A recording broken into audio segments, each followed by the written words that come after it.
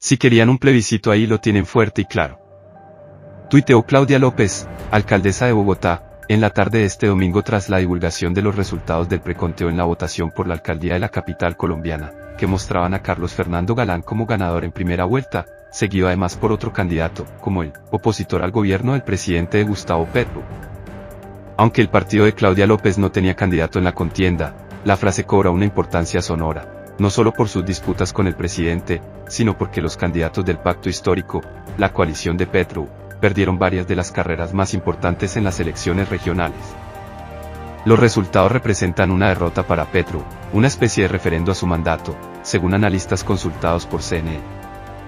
No solo en Bogotá, donde Galán, de centroderecha, ganó en primera vuelta, el resultado le fue adverso a Petro y sus aliados, según el preconteo de la Registraduría Nacional, en Medellín, ciudad en la que Petro perdió en la contienda presidencial de 2022, el exrival del presidente en 2022, Federico Gutiérrez, barrió con más del 70% de los votos. En Cali, el independiente Alejandro Eder ganó con 40%, en Bucaramanga el opositor Jaime Beltrán duplicó al siguiente candidato, en Barranquilla, aunque se daba por descontado el triunfo de Alejandro Char, quien ya había sido alcalde en dos oportunidades, 2008 a 2012 y 2016 a 2020, con alta popularidad.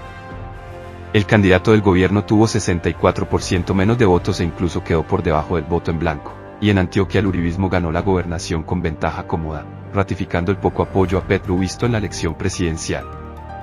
En su primer discurso como presidente, Petro no mencionó el impacto de las elecciones territoriales para su movimiento, aunque destacó que la coalición de gobierno ganó en 9 departamentos de 32 y ganó 21 alcaldías, de más de 100 en disputa, y aseguró que en las próximas semanas se reunirá con todos los mandatarios elegidos, y por regiones articularemos los planes locales y el Plan Nacional de Desarrollo. ¿Un referendo a Petro? Al hablar de plebiscito, Claudia López se refería a la declaración de esta semana de Petro sobre la posibilidad de convocar un plebiscito para definir el futuro del Metro de Bogotá, una obra por la que el presidente y la alcaldesa se han enfrentado respecto a formato, metro elevado o metro subterráneo, estudios y financiación. Pero también alude a que los sectores que en este momento no apoyan al gobierno de Petro plantearon estas elecciones como un pulso, una evaluación del mandato del presidente. Al aparecer esa palabra en la conversación pública, candidatos como Galán, así como medios y opinadores, usaron el tema en los últimos días de campaña para llevar el mensaje de que el plebiscito sería en las urnas este 29 de octubre. El primero en querer llamarle plebiscito fue el mismo presidente y centró de la conversación sobre el Metro de Bogotá, explica Jonathan Ávila, director general de Bali Consultores, una consultora de asuntos públicos con sede en Bogotá. Sin embargo, como ella, López, respondió, pues ahí está la opinión de los ciudadanos respecto al tema, y claramente sí es un llamado de atención a la forma como el gobierno ha venido manejando la relación con la opinión pública y el llamado a cambios que han ido representando desde que fue escogido como presidente. Un punto fundamental de las elecciones regionales en Colombia es que terminan siendo un referendo sobre los primeros años del gobierno, dijo a CNN Santiago Silva, politólogo y profesor de la Universidad de AFIT.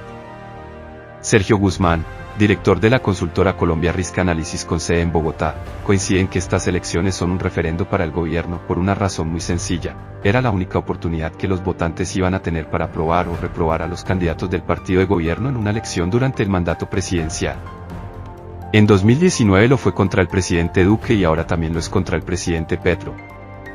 Quizá lo llamativo en estas elecciones en particular es lo duro de ese retorno. El cambio sustancial que hubo entre un país que hace un año y medio estaba eligiendo a su primer presidente claramente de izquierda y un país que ahora eligió en casi todas las ciudades principales y en las gobernaciones a los candidatos que estaban como oposición a los candidatos aliados del presidente Gustavo Petro, explica Silva. Es una forma además evidente de mostrar una resistencia a lo que ha venido poniendo el gobierno nacional, y una expresión de su impopularidad, concluye el docente y politólogo Silva. En un breve discurso después de que se conocieran las votaciones, Petro no se refirió a los resultados políticos, limitó su declaración a destacar que la jornada se llevó a cabo en paz y apenas señaló que reunirá en los próximos días, para articular planes locales de mandatarios electos con el Plan del Cambio. Hoy la democracia se pronunció y es nuestro deber como gobernantes acatar y respetar la voz del pueblo, dijo. Por otro lado, esta elección mostró el poder de algunos de los liderazgos consolidados a nivel local como una nueva etapa de grandes poderosos en la política, después de que por años la atención se la llevaban el expresidente Álvaro Uribe y el actual mandatario Gustavo Petro como protagonistas, si bien sus grupos políticos siguen vigentes y son grandes electores. La dinámica de los líderes de anteriores, como el uribismo, viene a desaparecer y creo que ya estamos dando parto a una nueva ciudadanía que se va a representar diferente en el 2026, dice Jonathan Ávila de Bali Consultores.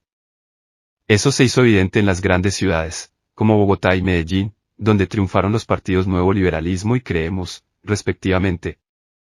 Políticos con trayectoria en la política tradicional, como Carlos Fernando Galán y Federico Gutiérrez, ahora con las banderas de movimientos hechos a su medida y sumando apoyos de los grupos políticos tradicionales, se plantearon como una alternativa efectiva, desde lo local, a lo que representa el que hoy está en la Casa de Nariño, Gustavo Petro.